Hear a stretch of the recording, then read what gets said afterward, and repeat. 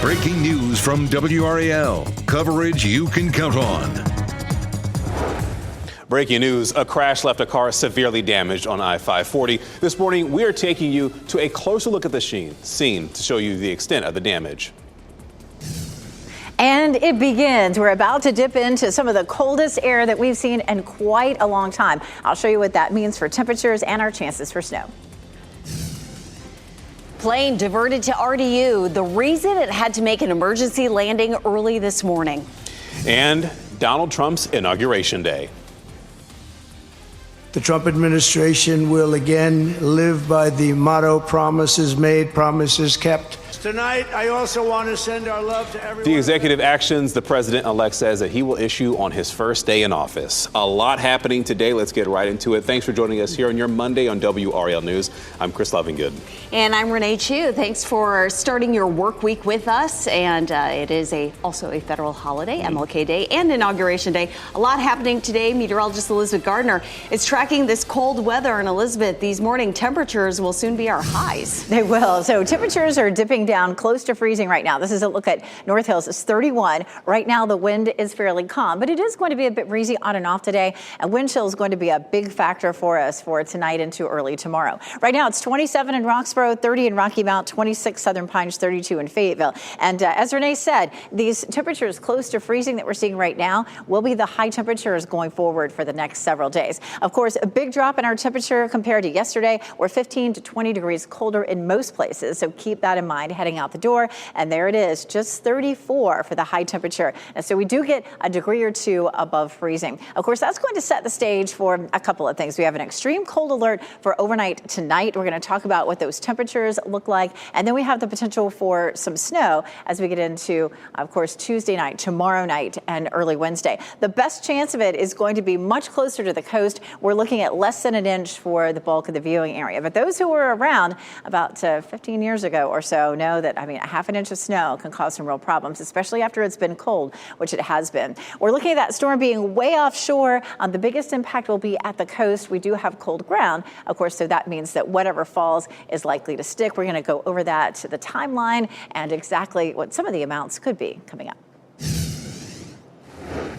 Breaking news, part of 540 in Wake County is back open after a serious crash. This happened around 2:30 a.m. near Holly Springs Road. Video from the WRAL Breaking News Tracker shows a car with significant damage there in the median. It appears it hit some guardrails. We're working to learn if anyone was injured. 2 people are out of their home because of a house fire just after 1 this morning in Durham. The Durham Fire Department shared this photo on your screen. You can see right here the flames engulfing the house on Guest Road. Firefighters were able to get the fire under control in about 20 minutes, but that house was severely damaged. A cat that was in the home died. And now the Red Cross is helping the 2 people who live there. New this morning, around 12:15, a plane made a safe landing at RDU after being diverted for a mechanical issue. The Frontier Airlines flight took off from Philadelphia and was bound to Miami. Now, this is video of that plane at the gate at RDU. RDU Fire and Rescue responded to the runway just as a precaution, but no injuries were reported. Today, President-elect Donald Trump will take the oath of office for the second time. He'll be sworn into office in the rotunda of the U.S. Capitol at noon, where you're looking live right now. The ceremony will be held inside for the first time in 40 years because of bitterly cold temperatures in D.C. today. The inaugural parade will also take place indoors. It will be at Washington's Capital One Arena. It isn't clear whether it will be a ticketed event or open to the general public.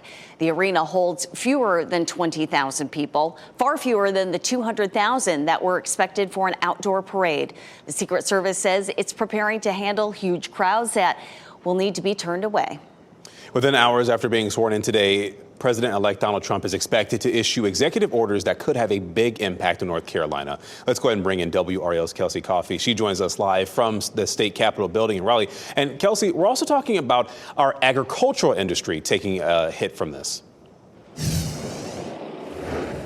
Yes, Chris, we are. President-elect Trump is expected to issue more than 100 executive orders, and many of those could affect what goes on here in North Carolina. Immigration and border security are the top priority on his agenda. North Carolina's unauthorized population is about 300,000, with more than half of those people coming from Mexico. That's according to the Migration Policy Institute. North Carolina's largest industry, agriculture, would likely take a hit from an immigration crackdown. GDP analyst Michelle Woodhouse says Helene relief will be one of the most immediate actions coming from the new administration. I expect to see immediate changes with FEMA, the bureaucratic red tape that's impeding the rebuild in Western North Carolina. Our NC Capitol team did a full breakdown of how Trump's actions could potentially affect our state's economy. And you can find that on our website, WRAL.com. Kelsey Coffey, WRAL News, live in Raleigh. TikTok is back up and running in the U.S. this morning, but its future remains uncertain. President-elect Trump says he plans to issue an executive order after he takes office today that would extend the deadline for a ban on the app. He also proposes the U.S. could take 50% ownership of the app. The app was offline for about 12 hours over the weekend after the deadline for a federal ban passed. NBC News will have special coverage for Inauguration Day. It starts at 7 with a special edition of Today. Then at 10 o'clock, you can watch all the inauguration proceedings live right here on WRAL. Today, people here in the Triangle will honor the legacy of Martin Luther King Jr. with a day of service and observances. WRAL's Laura Levine joins us live from Durham. And Laura, one of those big events is getting started in just a couple of hours. Chris, good morning. Today is a day for many people to come together, reflect, unite, and connect. Here inside the Sheraton, you can see staff members are pretty much setting up things. They're putting their final touches for the big event. We're talking about the 45th MLK Interfaith Prayer Breakfast, where thousands of people typically packed this room here to honor the life and legacy of Dr. King. This is video of last year's event. Just to give you an idea, this year's theme is called Mission Impossible, or Mission Possible, that is, the power of justice and radical love. Doors open at 6 a.m. with breakfast served until 8 a.m. and then the program will get started at 7:15. It'll feature a keynote speaker. We're talking about Dr. Donna Coltrane Battle. She's a spiritual practitioner, soul coach, and educator. Her work centers on justice and healing at the intersections of race, gender, and spirituality. Now, we know that this event, like many people, come and pack the doors and pack the room here. However, if you can't make it in person, you can always watch it on WRAL.com. We're going to be live streaming the entire event. Laura Levine, WRAL News in Durham. Some services and businesses will be closed today because of Martin Luther King Jr. Day and Inauguration Day. Most government offices will be closed today, and most major banks will also be closed. The post office will be closed, and there will be no mail delivery today. There will also be no UPS deliveries. FedEx will have pickup and delivery service, though, and stores like Walmart, Target, and Costco will all be open. Two of the NFL's best teams squared off in the snow in Buffalo for a chance to go to the AFC Championship game. The Buffalo Bills took a 21-10 lead into halftime against the Baltimore Ravens, but the game came down to the final moments. Lamar Jackson connected with Isaiah Likely for a touchdown with less than 2 minutes left to get Baltimore within 2 points. But their attempt to tie it on a 2-point conversion, it ended with a dropped pass. The Bills get the win 27-25 and move on to next week's conference championship game. Slick conditions there. Philadelphia Eagles star running back Saquon Barkley had a huge game. He broke off a 62-yard touchdown run in the first quarter against the LA Rams yesterday. Then, as the snow fell in the fourth quarter, he sprinted down the field for a 78-yard touchdown. He ended up with 205 rushing yards in the game. That's the fourth most by any player in a playoff game in history. The Eagles beat the Rams 28-22 to move on in the playoffs. What's next, right? Well, the Eagles will play the Washington Commanders in the NFC Championship game on Sunday. You can watch that game on Fox 50. Kickoff will be at 3. And the Buffalo Bills will take on the Kansas City Chiefs in the AFC Championship game. And kickoff for that one is on Sunday at 6:30. The winners of those two games will play each other in the Super Bowl on February 9th. Big matchup. It is 4:39, braving the cold for a presidential inauguration. Very, very, very cold. I'm freezing out here. The work being done ahead of today's events to keep people safe from slick roads and sidewalks. And we do want to give you a live look this morning outside at Apex. Bit of a unique winter storm that targets the coast right now that we're tracking. In fact, meteorologist Elizabeth Gardner will tell us just how far inland the snow will spread tomorrow night.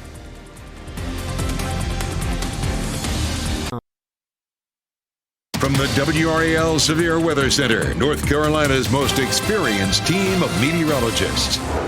443, taking a look at temperatures close to freezing, and you're stepping out this morning. Wilson's at 30, 31 in Durham, 32 degrees in Fayetteville. We're going to be watching for the wind chill, especially tonight. The whirligigs are moving around a little bit, so there's a little bit of a wind chill, which we'll talk about coming up in just a little bit. Temperatures right now range from the mid-20s to low 30s. It's 26 in Southern Pines, 32 in Fayetteville, 29 Tarboro and Irwin, 27 South Hill. And these temperatures may drop even more before, say, 7 or 8 o'clock this morning. Walking the dog, obviously, will be cold, but it's going to be even colder for the next several mornings. So these mid-20s are going to feel warm compared to where we're headed. This afternoon stays really chilly. We'll see lots of sunshine. It's going to be a nice quiet day for us. We have extreme cold alerts for tonight. I'll show you what the temperatures will feel like coming up. Teams worked into the night to clear snow from sidewalks in D.C. Icy sidewalks and slippery roads are just part of the challenges people face as they head out for Inauguration Day. The snow is creating a bit of a challenge for some of the visitors in town for this event. Ooh, it's different, for sure. It's definitely different. Not used to this back home. I think a lot of us felt that whoo in his voice. Authorities are urging people to take the cold seriously and to make sure they're prepared. Ahead of the inauguration, Donald Trump held a Make America Great Again rally in Washington. More than 20,000 supporters attended the event last night. The president-elect talked about his plan for the largest deportation operation in U.S. history. He also gave his condolences to those affected by the wildfires in California and to North Carolinians still struggling with cleanup from Hurricane Helene. And I also want to pay my respects to the great people of North Carolina. You know, I won it every single time, and they've been treated very badly. FEMA almost didn't know it existed, and we're going to get North Carolina rocking and rolling, okay? Trump had the usual lineup of guest speakers address the crowd last night, including his VP pick, J.D. Vance, Elon Musk, and Dana White. Raleigh police say the man suspected of carrying out a shooting at a North Hills restaurant has died. 34-year-old George Colum died yesterday morning from his injuries. Colum was the executive chef for Coquette, and witnesses say he opened fire inside the restaurant Friday night. 26-year-old Jonathan Schaefer was killed, and 24-year-old Jonathan Aguilar was shot in the hand. Police say that the suspect then turned the gun on himself. Over the weekend, friends of Schaefer taped heartfelt goodbyes to the windows of the restaurant. A GoFundMe has been set up to cover the funeral expenses. It will also help pay staff while the restaurant is closed. So far, the GoFundMe has raised more than $20,000. You can find a link on WRAL.com.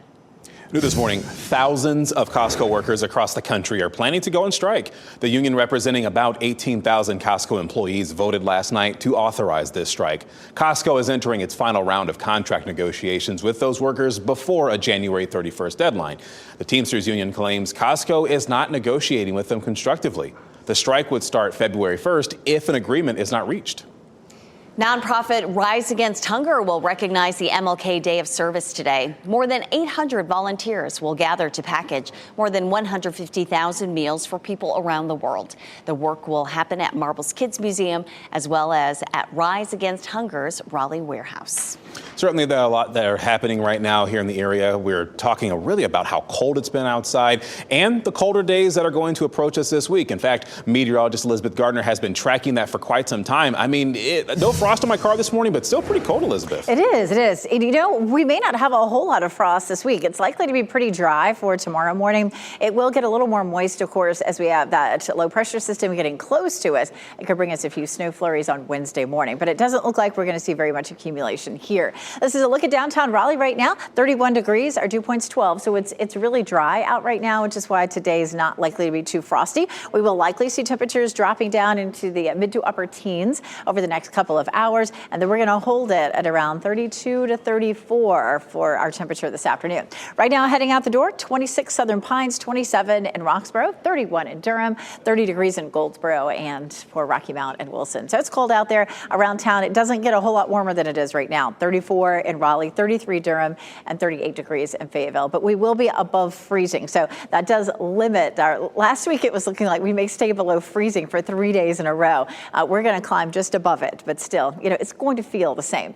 Very cold temperatures overnight tonight. 12 in Roxborough, 15 South Hill, 18 Goldsboro, 18 Fayetteville. So that's what we're going to wake up to tomorrow morning. But that is not the whole story, because this is a look at the wind chill. So it could feel like 9 in Durham and in Rocky Mount, 8 in Fayetteville, and 8 in Clinton. We're not looking at any snow showers for tomorrow morning, but we could see some of those on Wednesday morning. Tomorrow morning, our extreme cold alert will be in effect. The wind chill could feel like 7 to 13. So just keep that in mind as you're sending folks out the door, dressing yourself. We'll jump ahead to tomorrow morning. Of course, all is quiet tomorrow morning. There may be a few snow showers along the coast. The deal with this system is at one point it looked like it may come right over us, and now that no longer looks like the case. It's likely to sit offshore, so it's taking the moisture with it. So at 7 o'clock tomorrow evening, there may be a few snow showers from Raleigh southward and eastward, but what we see around the Triangle area is going to be fairly light, even down to the south, Fayetteville, Clinton. There's the potential for maybe up to an inch of snow the farther south you go. This is a look at our snow potential, and notice how it's really all here along the coast. Half an inch in Fayetteville, quarter of an inch in Raleigh potentially. But those of us who have been around for a while, we've seen what a quarter to a half an inch can do when it's cold outside. So again, the bulk of the viewing area will see less than an inch. And really, if you're north of Durham, you're probably seeing nothing out of this. Today's high 34. It is MLK Day, of course, and Inauguration Day. We'll be sitting at freezing for highs Tuesday and Wednesday, and then a little bit warmer for the weekend. Thanks, Elizabeth. Bracing for winter storm. The plan for airports in Houston, Texas, ahead of a system that will bring inches of snow and ice. Plus, park planning, when you can give input on what you'd like to see at Raleigh's newest park.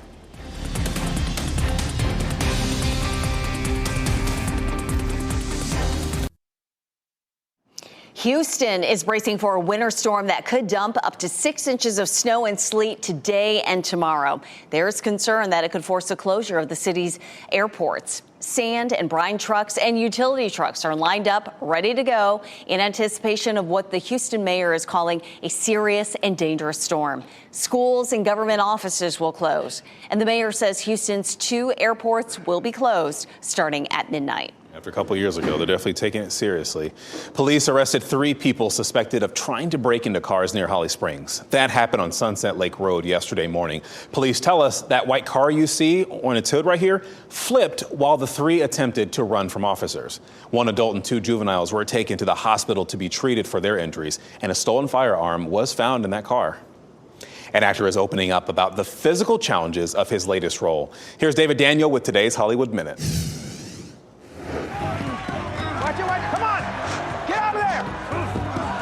Unstoppable was a very physical film for WRAL Jerome, who plays Anthony Robles, a wrestler born with only 1 leg. I always thought the wrestling would be the hardest part for me, but I had the best coach and the best mentor. So a lot of that I wouldn't say was easy, but it was, you know what, screw it. I'll say it's easy. You made it easy. He made it much easier for me to learn and to adapt to those styles. Jerome says the toughest part was looking as adept on crutches as someone who'd used them his entire life. Unstoppable is now streaming on Prime Video.